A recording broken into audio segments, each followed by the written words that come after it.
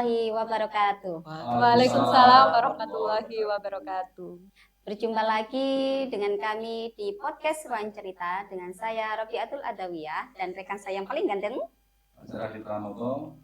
Hari ini kita akan membahas sesuatu yang sangat-sangat penting, Pak Fajar.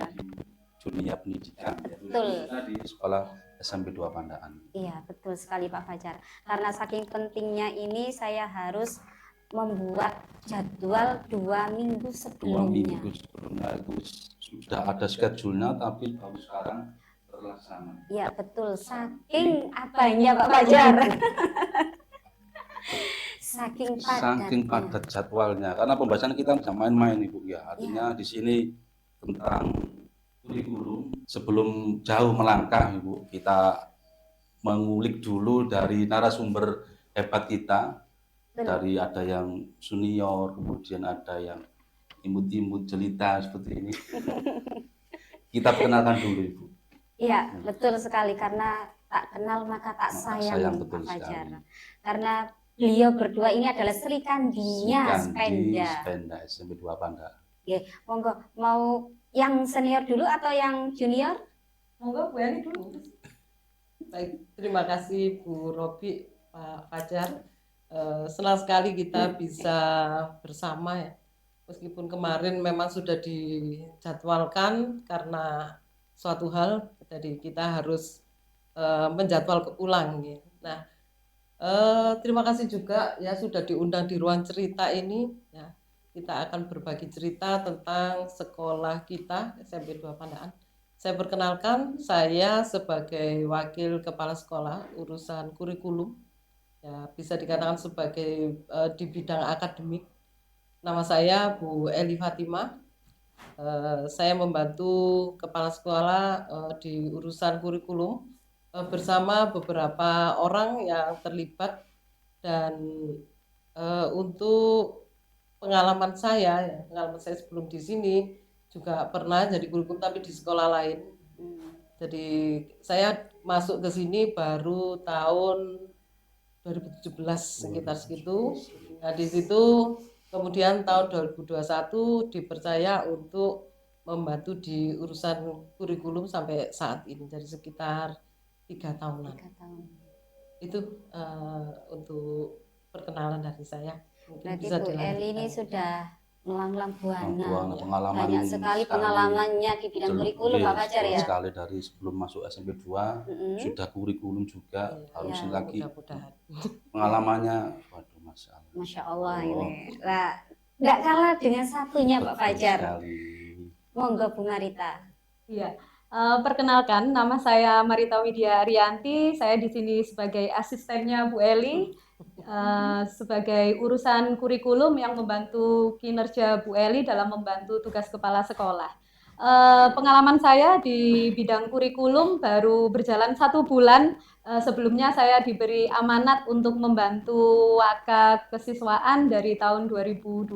Mungkin itu perkenalan dari saya, Bu Robi.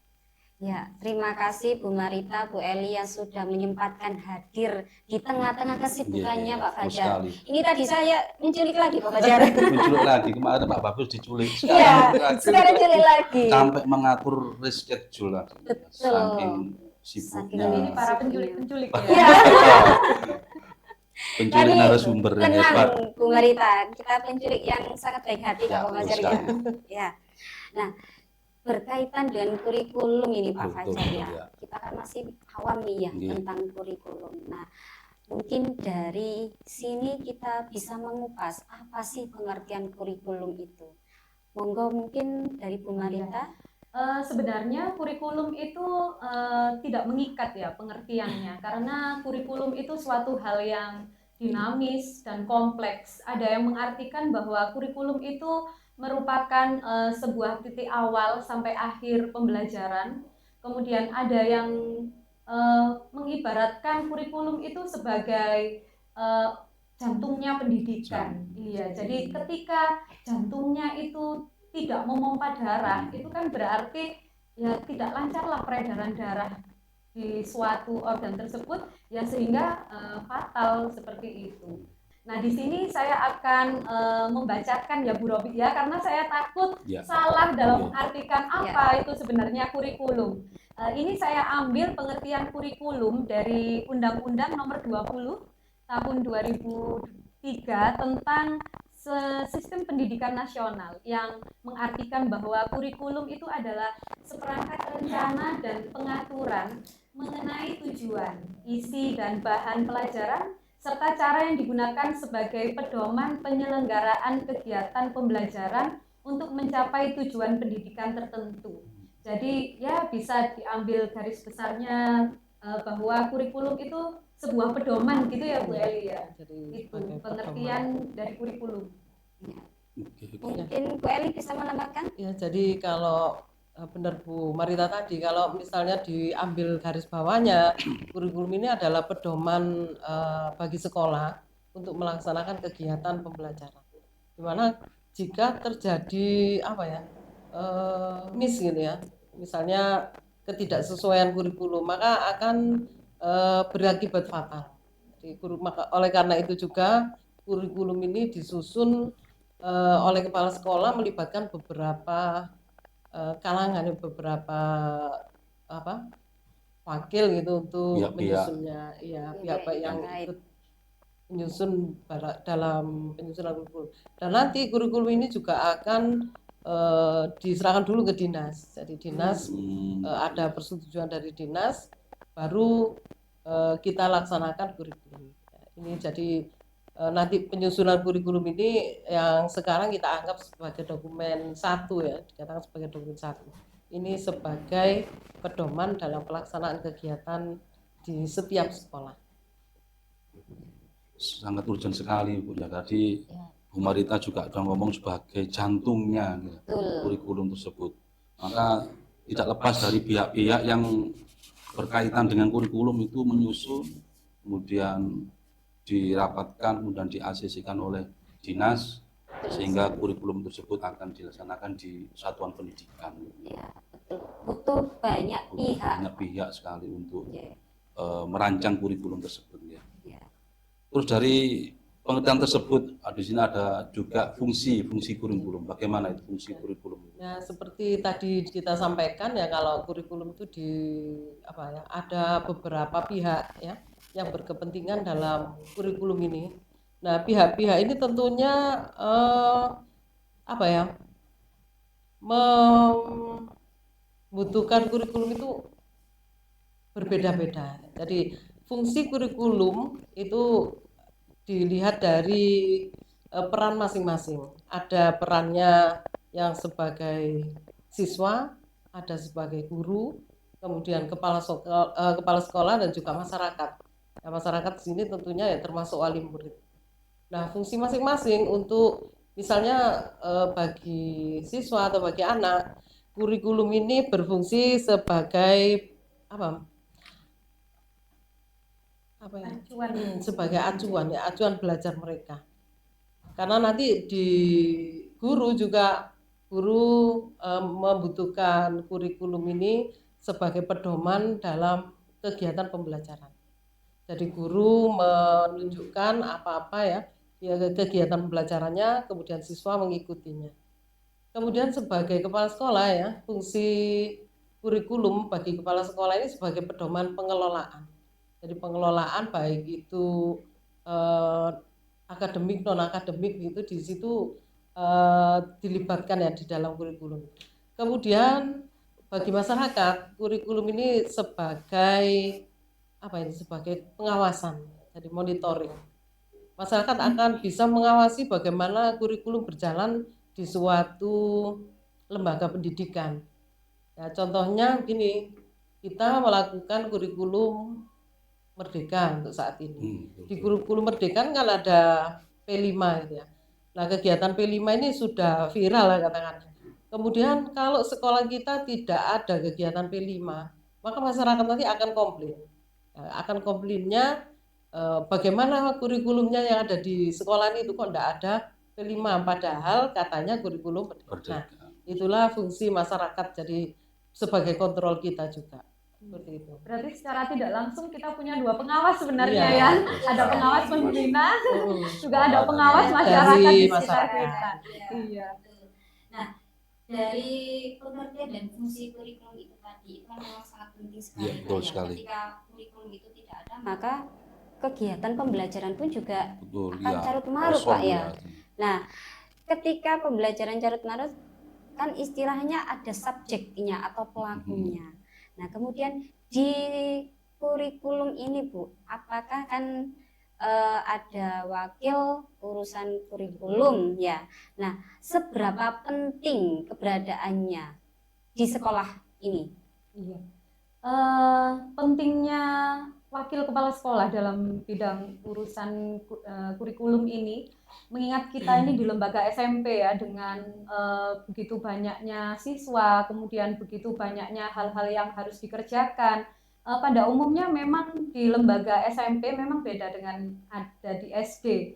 Kalau di SMP ada beberapa waka, ada waka sarpras misalnya, kemudian waka kurikulum, waka kesiswaan, dan ini mempunyai tugas masing-masing gitu.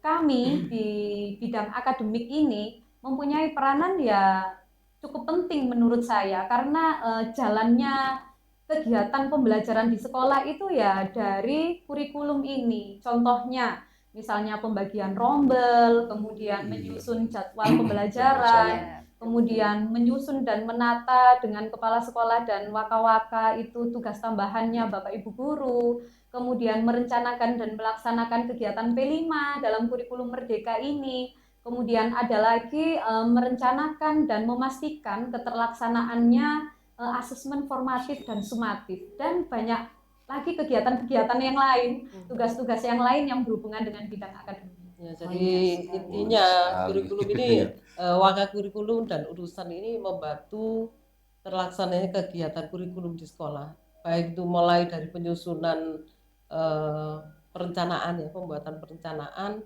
kemudian pelaksanaan. Ini kepala sekolah dibantu oleh kami ya, untuk melaksanakan tugas-tugas itu. Jadi kita saling mengontrol lah ya, sehingga program yang sudah kita buat ini bisa berjalan dengan baik. Tentunya ya masih dibantu dengan teman-teman yang lain. Kalau kita sendiri sepertinya ya tidak mungkin bisa mengatasi siswa 1000 ini. Mungkin ini juga ya Bu Eli ya, karena kita di SMP 2 Pandaan ini dari segi gurunya saja ada 61 guru ya. Mungkin kita di kurikulum ini juga sebagai jembatan yang bisa menjembatani kepentingan bidang akademik ini dari guru ke kepala sekolah. Karena kan tidak mungkin ya kepala sekolah dengan membawai 1000 siswa, kemudian ada TU yang sebanyak 20 lebih, dan guru yang saya sebutkan tadi sebanyak 60 satuan guru, ditangani sendiri kan tidak mungkin. Jadi biasanya urusan kepala sekolah atau yang ada di bawah oleh guru-guru itu kita yang menjembatani. Jadi tidak langsung oleh kepala sekolah gitu. Mungkin itu tambahan dari saya untuk tugas dari kurikulum. Berarti secara tidak langsung ini sangat penting sekali keberadaan kompleks waka sekali, dan urusan urgent kurikulum. sekali. Betul sekali Pak Fajar. Makanya kita Serikandinya, Spenda. Hanya sibuk memilih narasumber Tapi ini Kandi. kok seperti ini ya, terkesan menyombongkan diri begitu ya. Tapi dari penjelasan itu tadi memang saya tangkap mulai dari perencanaan, pelaksanaan sampai evaluasi ditangani dua perempuan. Hebat sekali. Iya, sebenarnya ini bisa kita tambahkan Bu Eli ya, sebenarnya kita di urusan kurikulum itu tidak hanya berdua, kita ada sebenarnya dibantu lagi, iya, ada beberapa rekan guru yang membantu, tetapi entah kenapa di podcast ini kok tidak diundang gitu ya. Kita wakili saja. Iya, sebenarnya Pak Fajar ya. Pak Fajar kan juga tahu sendiri ya, saya dibantu dengan Bu Robin sebenarnya. Juga ada Bu Tessa gitu. Itu yang menangani. Iya, karena saking kompleksnya permasalahan kurikulum di sekolah kita. Satu boksinya bidang-bidang sendiri kurikulum, jadi lebih terarah kemudian. Makanya kalau nggak salah kita prestasi SMP 2 Pandaan kan semakin semakin meningkat. meningkat karena juga Alhamdulillah. termasuk salah Semoga. satunya komponennya motornya kurikulum. Ya, betul sekali. Nggih. Ya. Dari perencanaan tadi Bu, ya, kemudian ada program kerja yang sudah diterapkan tadi. Mungkin kurikulum yang pernah diterapkan di SMP 2 Pandaan, kemudian dari masa ke masa, dari perubahan kurikulum, mungkin pendapatnya bagaimana? Kalau saya dulu di sini masuk 2008 itu kalau nggak salah KTSP, Itu kurikulum kemudian K13, KBK. kemudian apa Saya masih ada kurikulum 94. Merdeka. Iya. Kurikulum Iya. Merdeka. Apa kita seumuran ya? Iya. Saya lahir di tahun 86 ya. Iya. Jadi masuk SD itu sekitar tahun 92 hingga saya lulus SMA di tahun 2004 itu saya hanya mengalami satu kurikulum saja, kurikulum 1994. Ya, jadi kalau kita lihat sekolahan kita ini ya berdirinya tahun 7 bulan, Pak. Nggih. 7 bulan berarti ya memang kita masih melaksanakan kurikulum 94. Iya. Dan Mungkin kemudian 94 sebelumnya ada 84 mungkin iya kembali ada ya. 10 tahun 75, ganti iya. tahun 94 itu kemudian ada suplemennya, itu ada suplemen jadi seperti suntikan gitu ya. Iya, Tahun 99 itu ada kurikulum yang menambahi gitu ya, yang apa ya, menyederhanakan mungkin atau mungkin malah membuat ribet. Nah, tapi kemudian tahun 2004 itu ada lagi perubahan kurikulum kemarin. Jadi tahun 2004 itu ada kurikulum apa ya, KBK. KBK.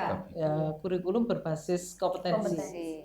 Nah, kemudian tahun 2006 itu ada perubahan lagi kurikulum tingkat satuan pendidikan. KTSP. Nah, ini secara langsung kalau apalagi di sini sekolah negeri ya pasti mengikuti kurikulum. Dari kebijakan. Mengikuti perkembangan Iya. kurikulum ya. Kemudian tahun 2007 ada kurikulum KTSP itu, kemudian berubah lagi di kurikulum 2013 ya. K13 itu K13 ya. K13 itu mengawali di SMP kita ini.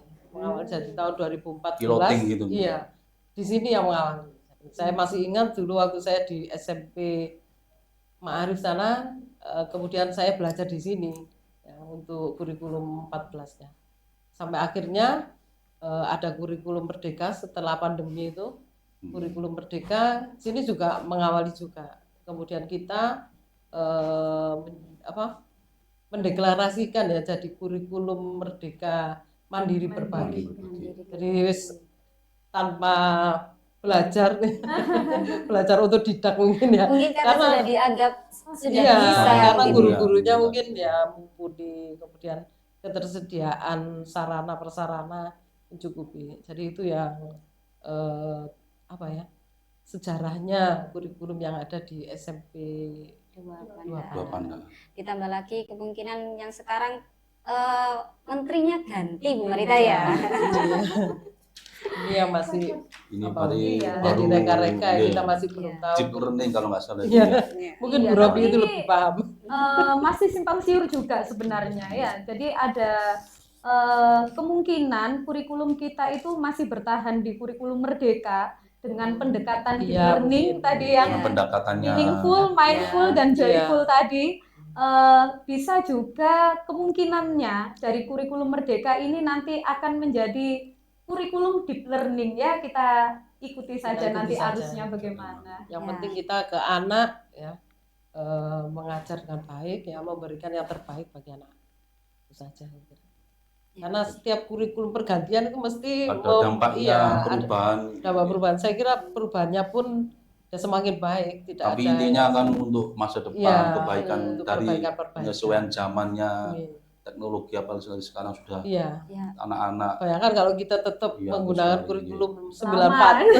Nah, ini yang akan saya tanyakan Pak Fajar. Seperti Kenapa kok kita itu melakukan perubahan kurikulum? Terutama di Indonesia Bu ya, kan kita ada di Indonesia nih. Iya. Kalau di luar negeri kan terlalu jauh Pak Iya, Fajar, iya, iya. kita ke sana Pak Fajar. Kita masih ada di Indonesia. Indonesia saja dulu. Kenapa sih Bu terjadi perubahan kurikulum? Iya, kalau kita dulu ketika kita belajar di program guru penggerak ya, Ki Hajar Dewantara itu Untuk kan bersama. mengatakan apa ini mengajar Cicilan. sesuai dengan kodrat Iya. zamannya Zaman, siswa alam gitu zaman. ya. Iya. Ya mungkin mengikuti itu perubahan yang zaman. menyebabkan kurikulum itu harus berkembang, Selalu. iya, selalu mengikuti perkembangan zaman, perkembangan pengetahuan seperti itu. Jadi memfasilitasi bagaimana siswa itu sekarang di zaman yang seperti apa, betul seperti sekali. itu. Mungkin kalau kita dulu ketika sekolah kan mengerjakan tugas, mencari referensi sumber bacaan cukup dari perpustakaan saja gitu ya. Kalau sekarang anak-anak kan banyak sekali sumber-sumber bacaan, baik itu internet, perpustakaan juga ada, bahkan perpustakaan kita yang sudah e-book gitu ya, e-learning seperti itu banyak sekali. Kemudian kalau kita lihat juga mungkin dulu Bu Robi, Pak Fajar, atau bahkan mungkin Bu Eli ketika ditanya apa cita-citanya gitu pasti kan kalau tidak polisi, dokter, Pegawai iya, negeri itu sebagai pegawai. iya. Sekarang Jawaban yang kita, paten. iya, kita lihat Beda dengan siswa-siswa anak kita sekarang. kan banyak sekali, kompleks sekali cita-cita mereka itu ya. Kalau dulu kan chef gitu kan, paling ya pekerjaannya ya memasak di dapur gitu kan. Sekarang bisa jadi konten, kemudian mereka iya jadi konten kreator, kemudian mungkin pencipta sebuah games gitu kan, banyak sekali ya. Mungkin dengan perkembangan zaman yang seperti itu, maka perlu sekali adanya perubahan kurikulum. Jadi disesuaikan dengan masanya. Dulu Termasuk kita- ini tuntutan dari perguruan tinggi. Iya. Dari perubahan kurikulum ini tuntutan perguruan tinggi. Perguruan tinggi ini minta yang seperti apa dari lulusannya, sehingga nanti di situ di perguruan tinggi nanti di apa diarahkan kan, diarahkan anak orang ini mau sebagai pengajar atau sebagai apa ini? Wira swasta, Ya pengusaha atau bagaimana ini. ya. Jadi kita itu sepertinya disesuaikan dengan sesuaikan dengan Cocoknya di kebutuhan. lapangan atau di kantor seperti itu. Iya. Ya. Yang ujungnya nanti itu anak-anak itu jadinya apa di masyarakat Iya. seperti itu ya. Ya, betul. Dari dulu pembelajaran kita daring, online luring ya. Dulu kita nggak kenal Bu ya. Iya. Baru Awalnya enggak, baru sekarang pandemi ini itu. mau nggak mau harus Iya. ya ada Meet, ada Zoom. Iya. Makanya Ya, itu memang perkembangan perlu digitalisasinya sekali. signifikan sekali ya ketika itu. Belajar Kita yang langsung. tidak pernah mengajar Berubah. dengan Iya.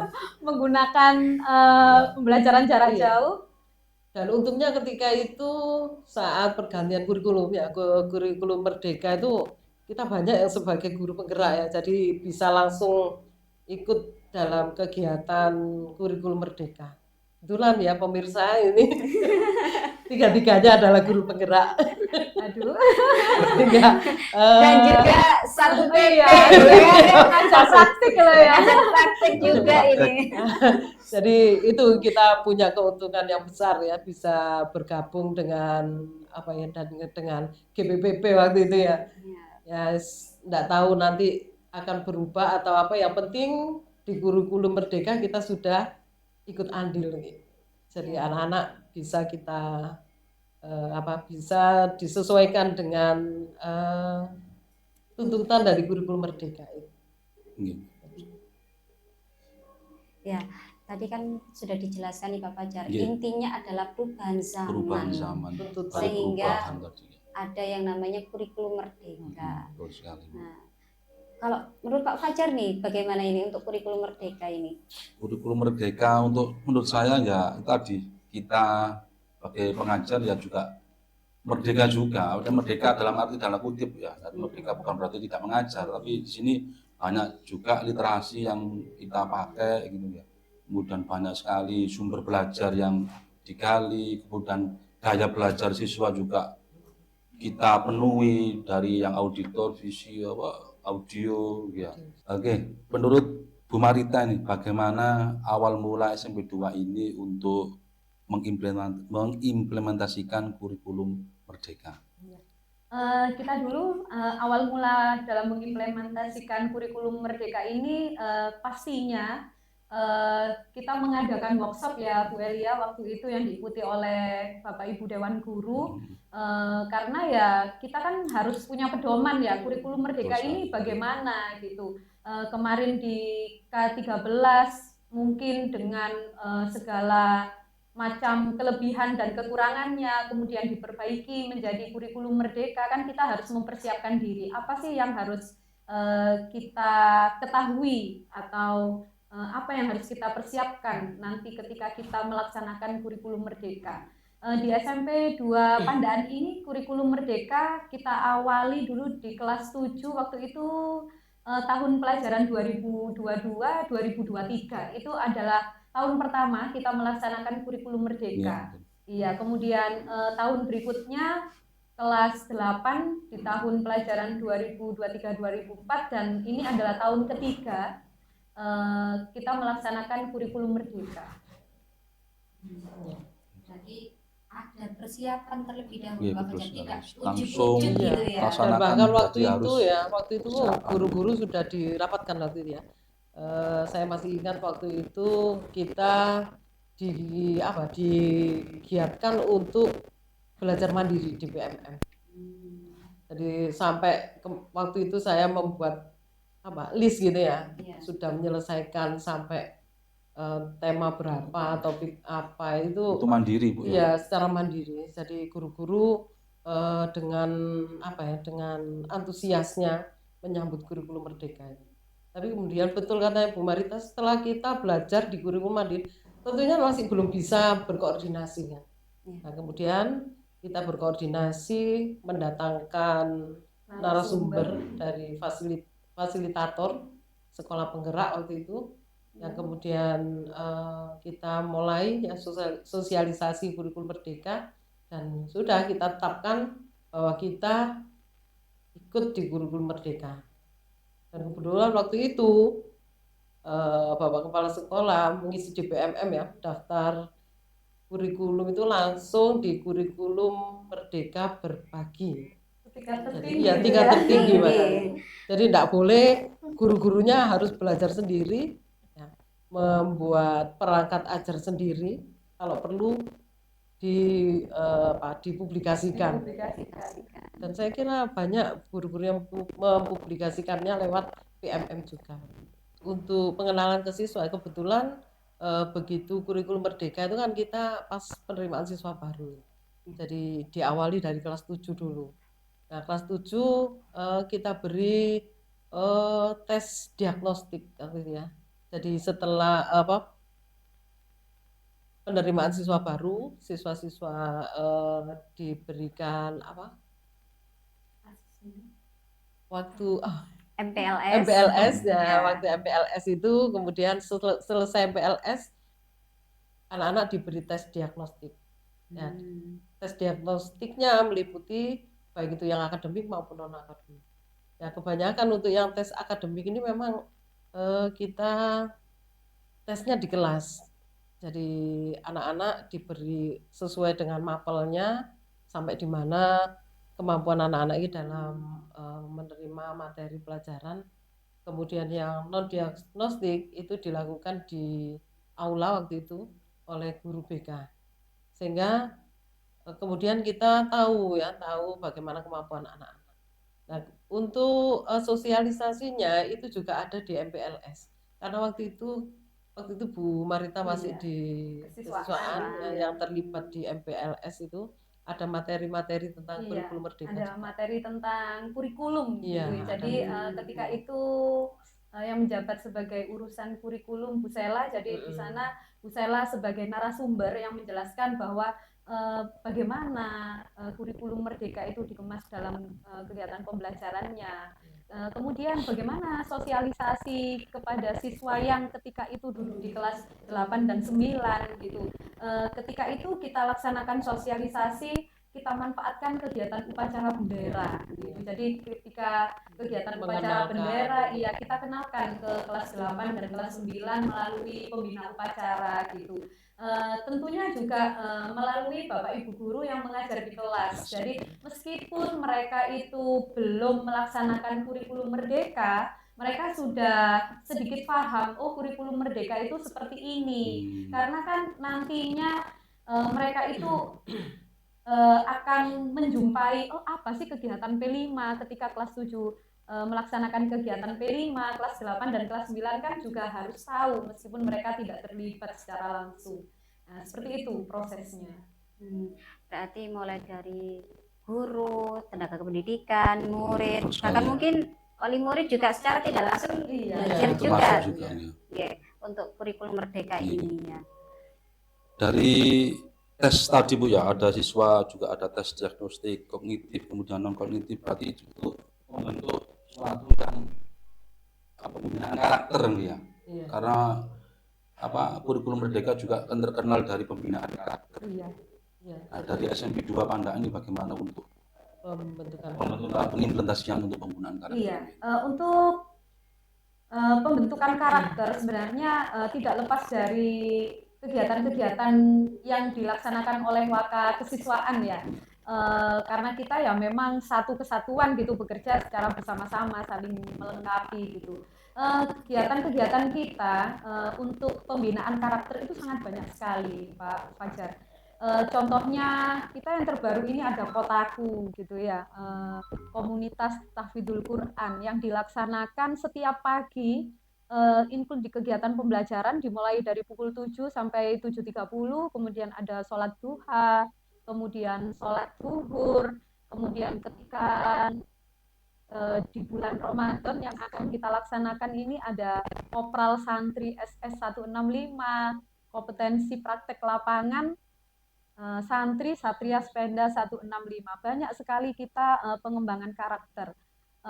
Ketika hari Jumat kita juga selalu melaksanakan kegiatan Jumat pagi yang biasanya kita singkat sebagai jumpa. Ada 4 kegiatan Jumat pagi, ada jumpa gizi, Jumat pagi sehat bergizi, kemudian ada jumpa selantai, Jumat pagi sehat jalan santai, kemudian ada jumpa imtak, Jumat pagi peningkatan iman dan takwa, dan yang terakhir jumpa berlian, Jumat pagi bersih lingkungan. Nah itu kan ya tidak jauh dari pengembangan karakternya anak-anak. Iya, jadi karakter mandiri, kemudian karakter bertanggung jawab, takwa kepada Tuhan Yang Maha Esa, kemudian kreatif.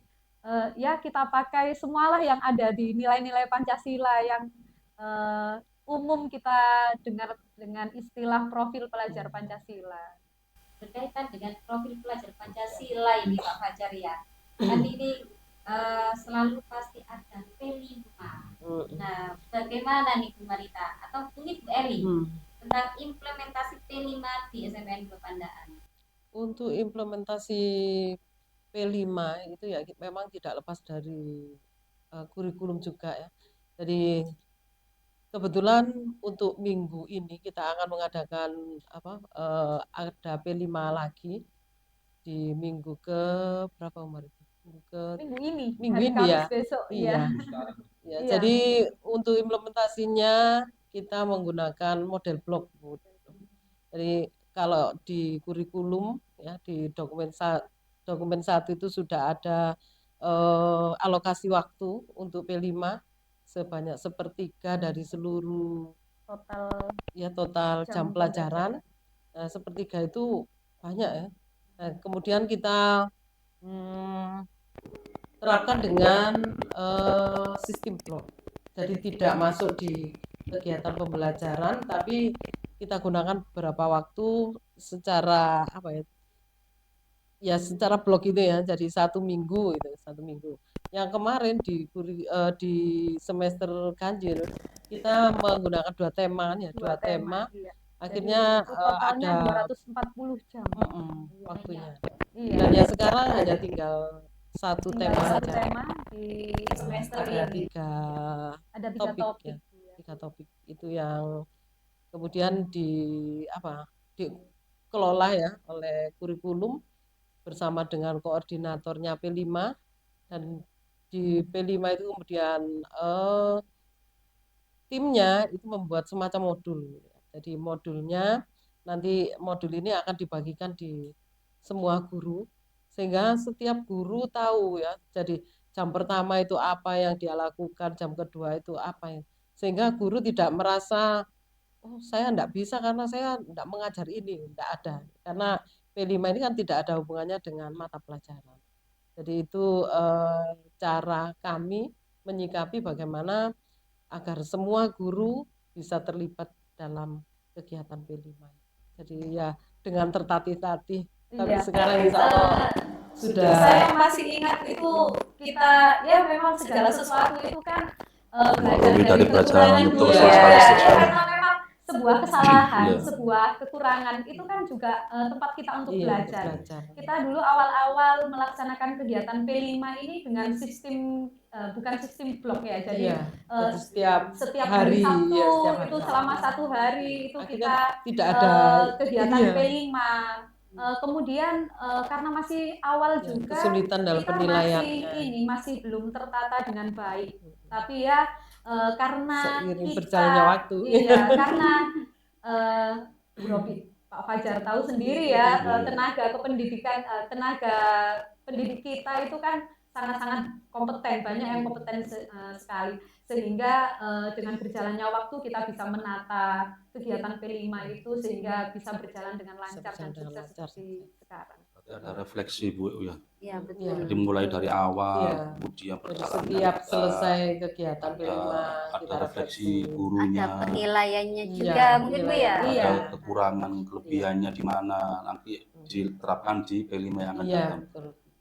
Sangat super sekali Bu. Ya. Jadi sangat tertata sekali. Makanya sekali. itu kenapa pentingnya waka kurikulum dan urusan kembali lagi Itu nih Pak juga Fajar. tidak lepas dari guru-guru lain ya. Apa artinya kita tanpa bantuan dari tenaga pendidik maupun dari tenaga kependidikan ya, karena kita kan tidak bisa bekerja sendiri ya Bu. Iya. Iya. Ya sebenarnya kalau kita lihat ada 3 pilar pendidik itu ya, ada sekolah, kemudian ada masyarakat dan orang tua itu ya Terlibat semua. semuanya terlibat. Nah, betul. Berarti dalam P5 ini tidak hanya siswanya Betul saja, sekali Bu. orang tuanya Orang tua juga juga harus terlibat. terlibat. Ya. Karena Sangat tadi terlibat. merdeka tadi orang tua juga harus mengikuti, juga peduli juga tentang Iya, pendidikan. betul. Tidak semena-mena langsung diserahkan ke sekolah. Ya, Di peran rumah. serta orang tua itu sangat Betul penting. sekali. Sangat penting Dan sekali. ya alhamdulillah di sekolah kita ini peran orang tua begitu besar ya. Contohnya kemarin itu aja kegiatan P5 apa itu yang membuat tumpeng itu ya. Oh, yang Nah, ancak itu iya, ya, ancak lokal. itu. Begitu Kearifan lokal. kelihatan sekali bagaimana peran serta orang tua. Kalau kita sendiri mungkin tidak bisa seperti itu. Ya, ya karena ada pepatah ya yang mengatakan it takes a village to raise a child. Itu Pak Fajar. Dalam sekali.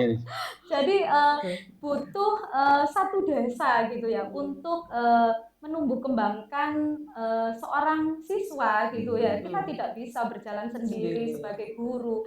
Kita butuh dukungan dari orang tua, kita butuh dukungan dari masyarakat, butuh dukungan dari pemerintah. Ya seperti itu kita bekerjanya. Dengan geografis yang berbeda-beda, Iya. ya, latar belakang orang Iya. tua juga berbeda. Karakter siswa yang Karakter siswa berbeda-beda berbeda. juga.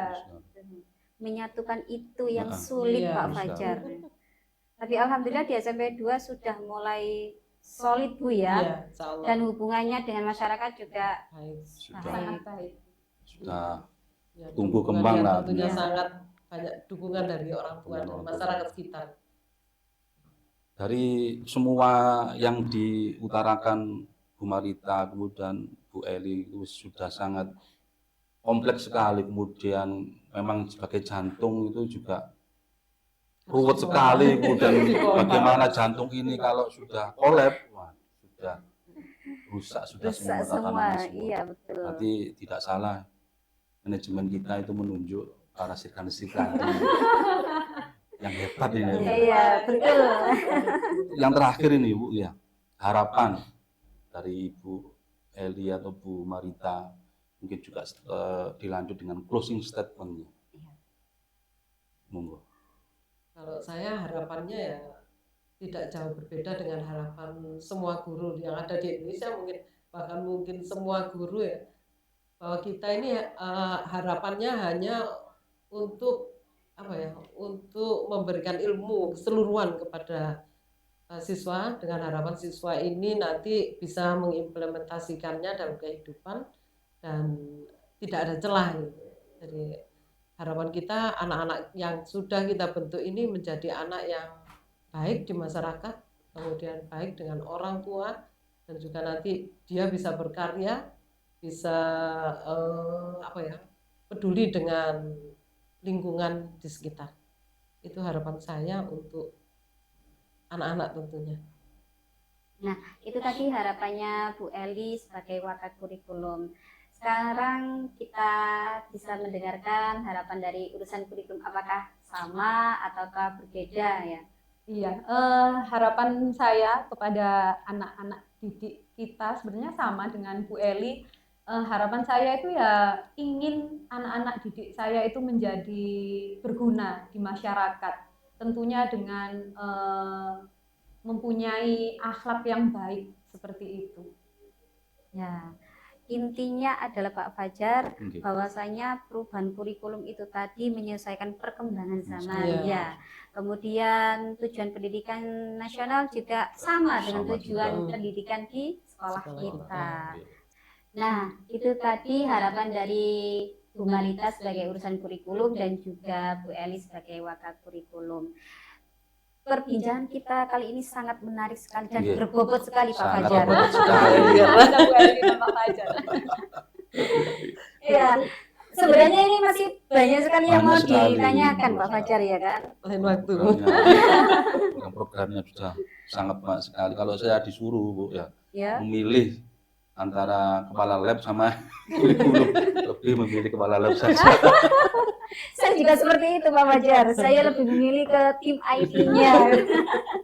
Karena saya melihat ini harus istilahnya yang sebagai kurikulum dan wakil urusan kurikulum ini mempunyai pikiran yang benar-benar visioner. Ya, sesuai dengan visi dan misi SMPN Bendungan. Nah, terima kasih atas kedatangan Bu Marita, Bu Eli. Semoga nanti kalau diundang lagi, jangan kapok-kapok lagi. Insya Allah. Kita akan senang hati. Tentunya nanti ke depan ada program-program lagi dari kurikulum. Baik. Yang bisa berkolaborasi juga Pak ya. Dan mungkin sebagai sarana sosialisasi kan tadi perubahan zaman Pak. Merupakan sarana sosialisasi dari kurikulum untuk anak-anak didik. Nah, kita bisa berjumpa lagi di lain waktu dengan narasumber yang berbeda. Salam hangat dari kami. Wassalamualaikum warahmatullahi wabarakatuh. Waalaikumsalam.